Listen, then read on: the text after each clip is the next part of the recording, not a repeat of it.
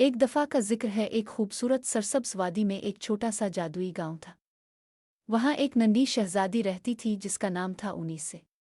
اونیسے نہایت بہادر، ہوشیار اور سب کی مدد کرنے والی بچی تھی۔ اگرچہ وہ عمر میں چھوٹی تھی لیکن دل کی بہت بڑی تھی۔ انسے کا سب سے قریبی دوست ایک سفید رنگ کا چھوٹا گھوڑا تھا جس کا نام تھا برفی۔ برفی اونیسے کے ہر قدم کا ساتھی تھا۔ وہ دونوں ہر صبح جنگل کے کنارے واقع میدان میں کھیلنے جاتے، جہاں پھول کھلتے، تتلیاں اڑتی اور پرندے خوشی سے چہچہاتے۔ ایک دن گاؤں کے قریب کے پہاڑوں میں ایک عجیب سا اندھیرا چھا گیا۔ درخت مرجھا گئے، جانور چھپنے لگے اور لوگ پریشان ہو گئے۔ سب نے کہا، یہ کسی جادو کا اثر لگتا ہے۔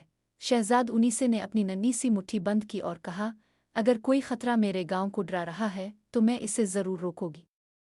ان سے برفی پر سوار ہو کر پہاڑوں کی طرف روانہ ہوئی۔ راستے میں اس نے کئی جادوئی پہیلیاں حل کی۔ ندی